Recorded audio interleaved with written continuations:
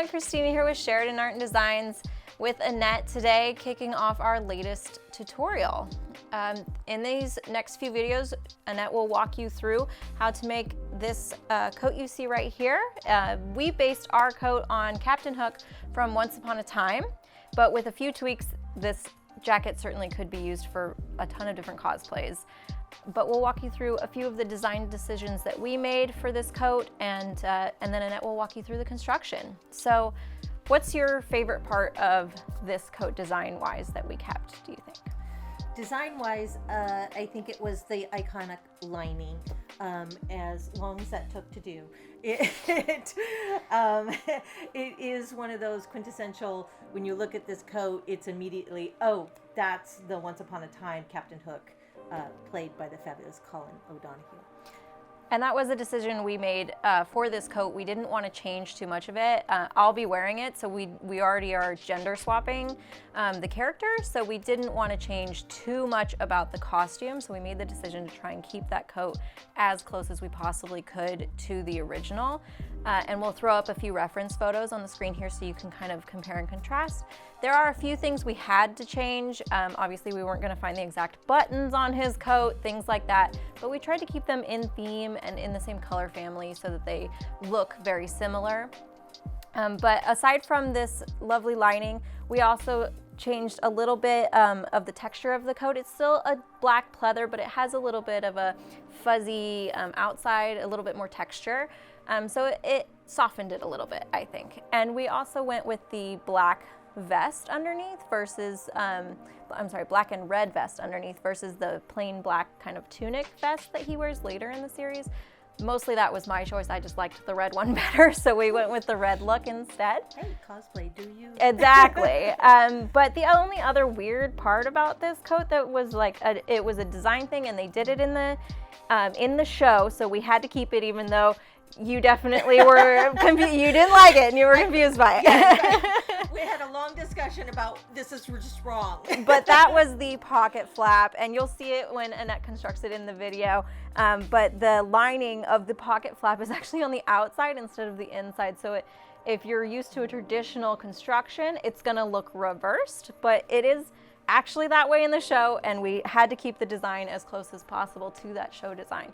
So we kept it that way. Other than that, I think that the design was pretty straightforward and set out for us, so we didn't change a whole lot, but we're gonna get right into construction. So come join us, come join Annette for the next little bit as she walks you through step by step how to make this coat. Okay, so let's just jump right into construction. So the pattern that we are using for this leather duster is McCall 7821, and we chose this pattern because it was very, very similar to the piece that we wanted to create, so it required very few modifications. The first thing that I knew I needed to do was to create this iconic chevron quilted lining in the jacket, and I needed to create about 4 to 5 yards of it.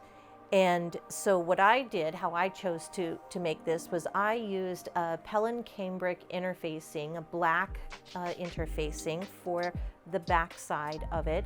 I layered a 100% cotton batting on top of that, and then I finished the top layer is this Michael Miller jet black 100% cotton, which is really lovely to work with. And then I put this on my long arm quilting machine and stitched in the chevron detail. Now you could certainly do this on a domestic machine as well.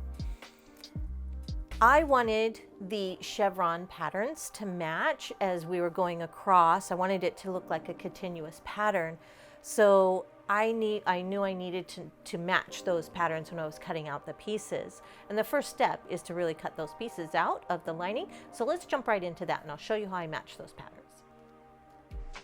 Okay, we're getting ready to cut out our lining, and wanted to talk to you a little bit about that. So for us, a decision point was to keep that chevron quilted lining that is in the jacket that Colin O'Donoghue wears in the series. It's a real iconic design piece, and so we wanted to make sure that we kept that. And I wanted to make sure that, just because I'm a little OCD, I wanted to make sure that those chevrons you know, were matched perfectly on the lapels. So it looked like an uninterrupted design going from left to right or right to left because it's symmetrical. So I'm going to show you how to do that today. So let's jump into it. Okay, so I've got the table cleared off and I've got the quilted lining yardage laid out on the table. And the first thing that we're going to do is that we're going to deviate from the pattern right off the bat. The pattern calls for pieces 13 and 14, and this is the contrast lining. So this is the front and side front lining. So they call it the front facing and the front lining. And so this is the lapel here, and then this would be the roll line, so it rolls back. And so this would be the quilted chevrons that you would see, right? And then this goes towards this, back to the side seam here. Now, you can see that I've taped my pattern pieces together. The reason why I did that is because I made some design choices. First, I'm not going to fully line the coat, and so I need not fully going to line the coat because it will be too hot. So Christine is going to have multiple layers on. She's going to have her undergarments, she's going to have the pirate shirt, she's going to have the vest, and then she'll have this very heavy pleather coat with quilted lining with 100% cotton batting in it. So it's going to be quite warm. And so I wanted to give her at least some breathability, whatever I could get for her. So I'm only going to be lining the front half of the coat. From the side seams to through the back will not be lined. Now this won't be a problem with the fabric that I've chosen because the back side of that pleather has a very nice double knit backing to it. So it will look very finished and very polished. It won't look like the wrong side of a fabric. So in order for me to get the chevrons matching across, you know, we want them to look like it's the same line, you know, that it's continuing from right to left, and we don't want them to be mismatched. So I don't want the lapel here to have this design pattern on it and then place the next one, you know, down here where it's clearly not lined up. Okay, so how do we line these up? Well, the first thing that I did after I taped my two pattern pieces together, because I want to treat them as one piece. The reason why I want to treat them as one pattern piece is because I want a continuous chevron design through that hole from the front all the way around to the side. And so that if I tape them together and treat them as one pattern piece, that means I only have to line up the left and the right. I don't have to line up 4 pieces of patterns. I only have to line up the 2. So making it easy on myself. The next thing you need to know is that when you're cutting on a single layer fabric, and by that I mean not folded under to, you know, cut 2 at once. We're only cutting one side at a time. And so I've already chalked in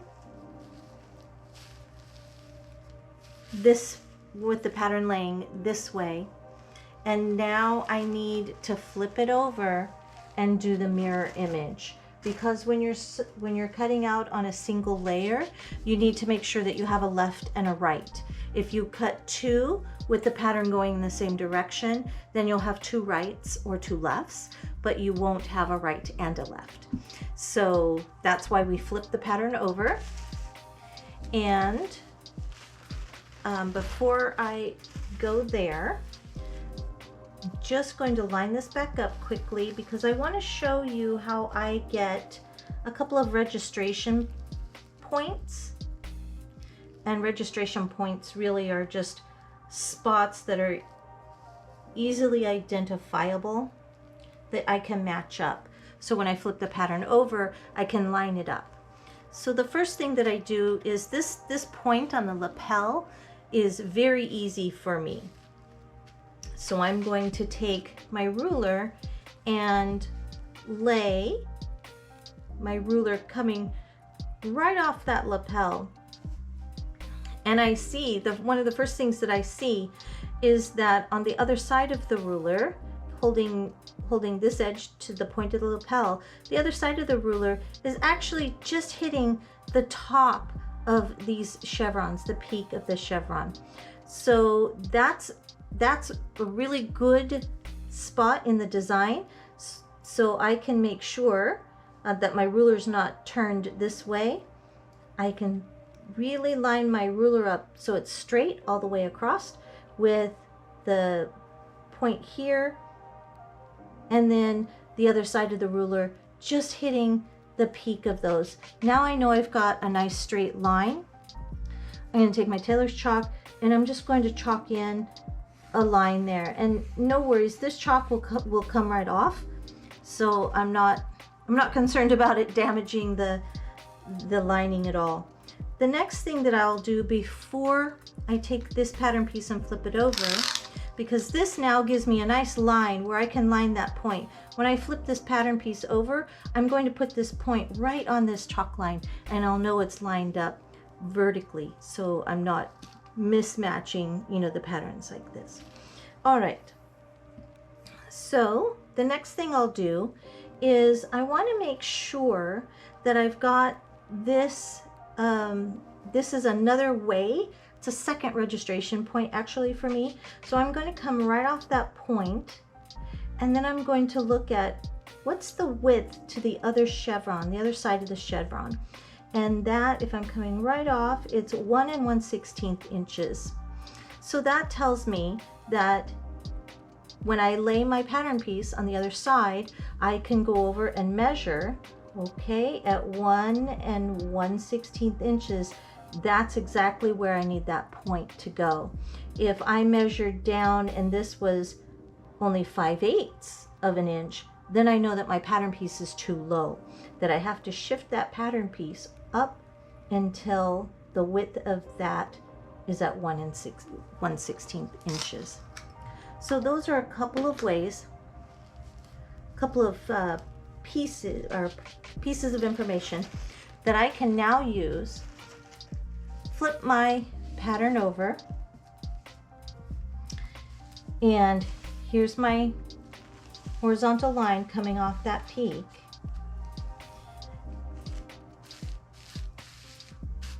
And now it's about where do I place this on this line, right? So I see that I'm coming off here, and I'm coming down this blank. So, and then here's my vertical lines, right? Here's my vertical lines. And so I've got another set of vertical lines here, and this peak is right off of those vertical lines and starting here.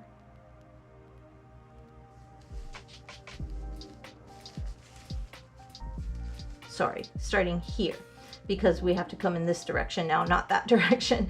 So I'm going to place my peak. So here's what I'm looking for is another set of vertical lines. Now I can do that here, right? I could place it here, but placing it here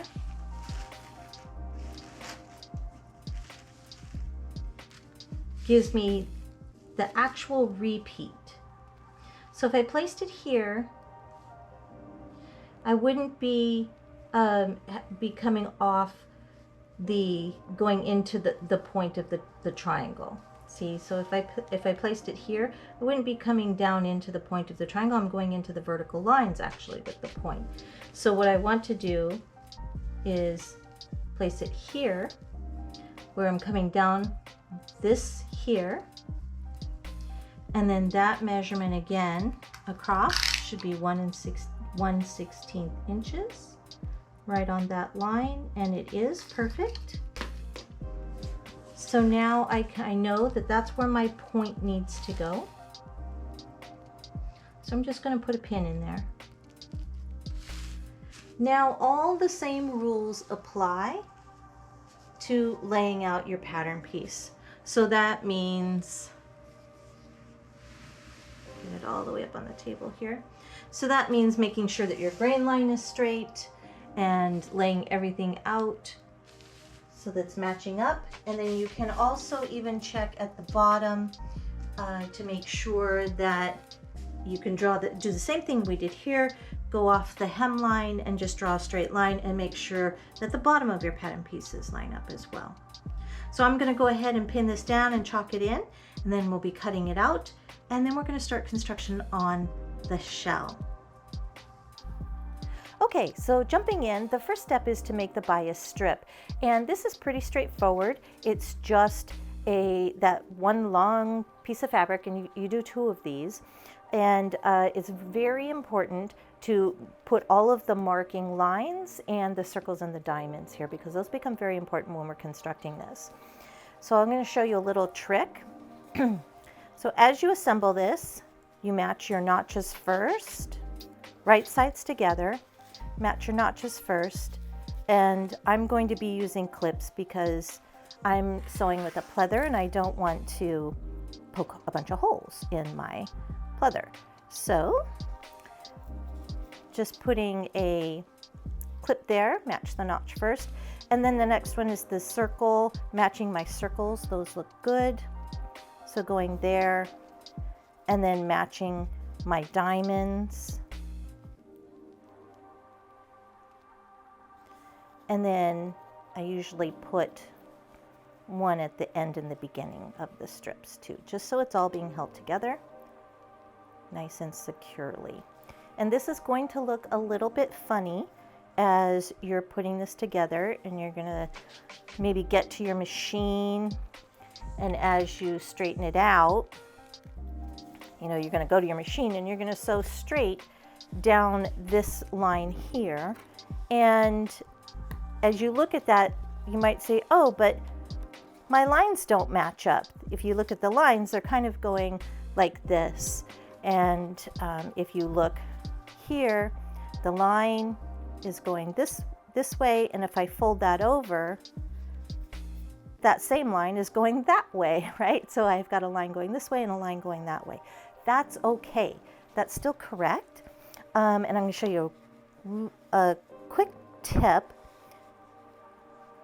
just so that you can double check yourself to make sure that you've got everything lined up correctly before you actually start stitching. So if you lay the bias strip out here, once you've got it all clipped or pinned, and then you just push the seam allowance away from you, now you can see that the lines match up very straight, and we know that we've got it put together correctly and we're ready to stitch.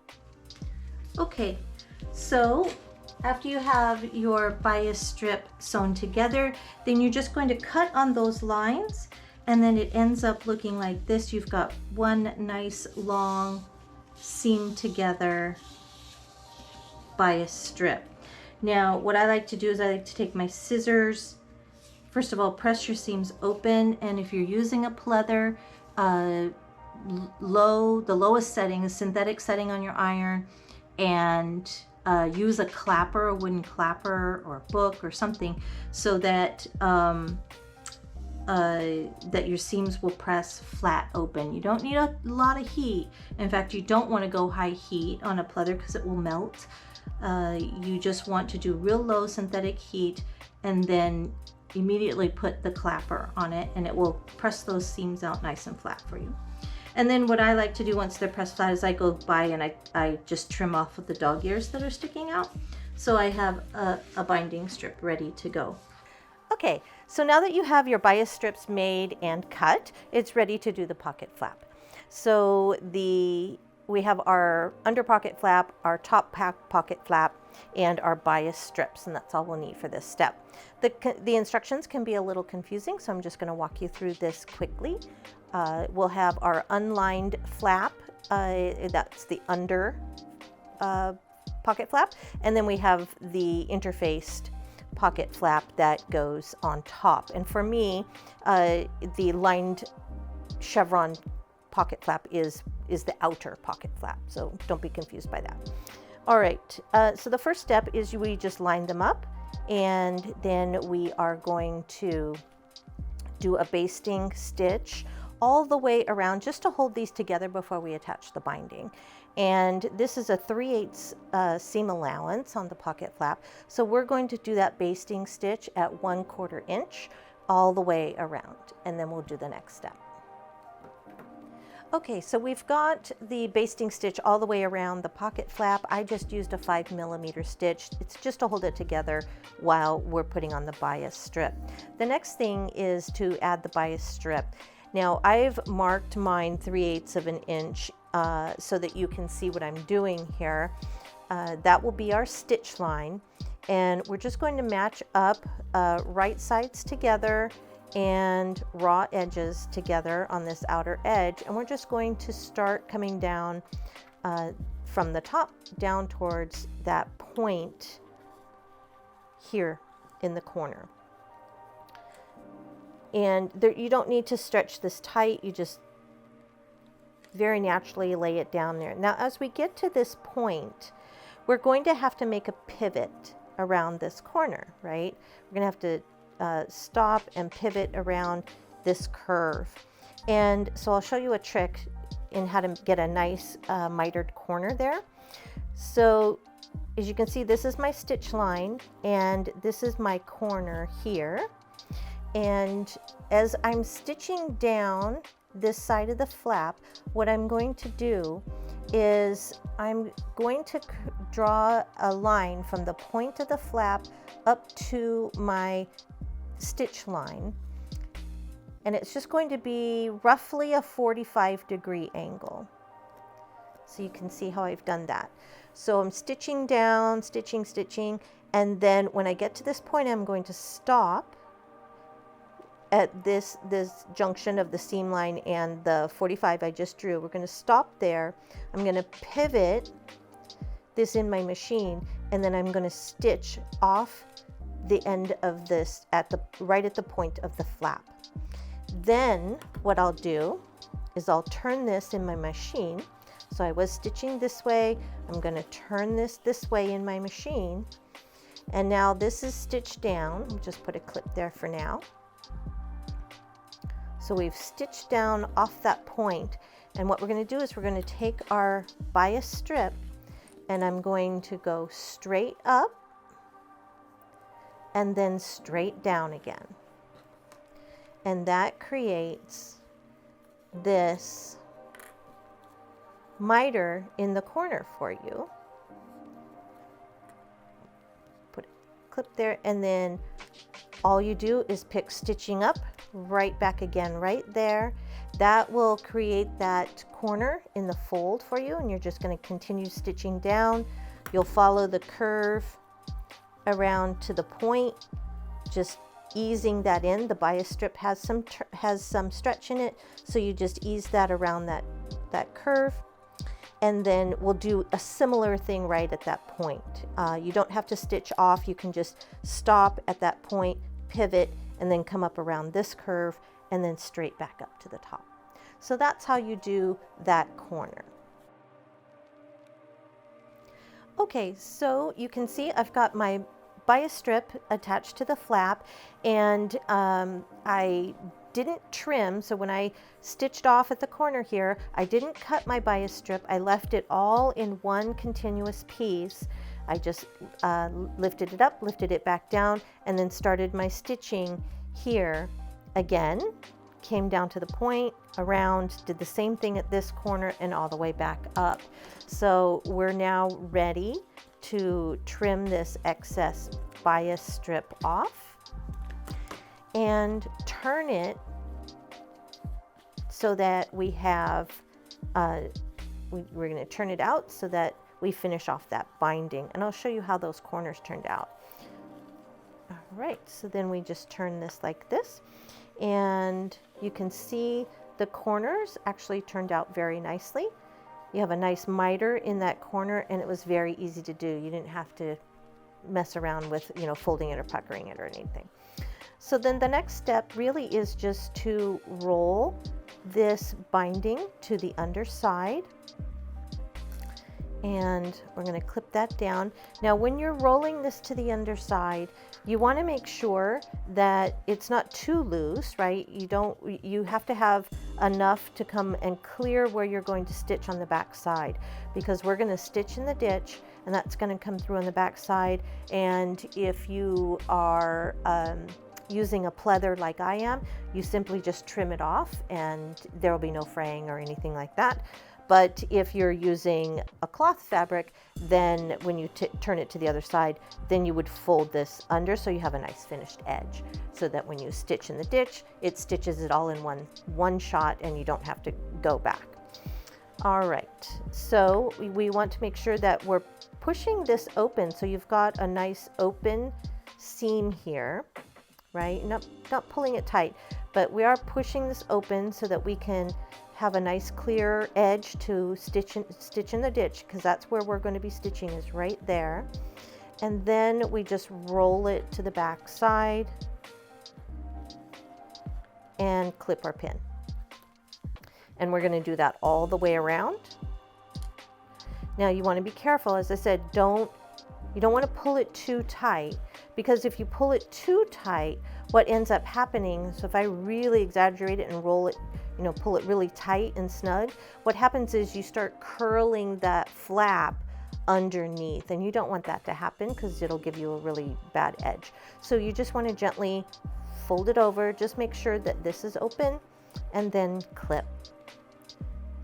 And then we'll do that all the way around. The last step would be to stitch in the ditch here. So right up against, right where we were stitching before, right in that ditch. And so then you won't see the stitching on the top side. All right, so we finished our pocket flap construction, and join us next time when we complete the construction of the coat.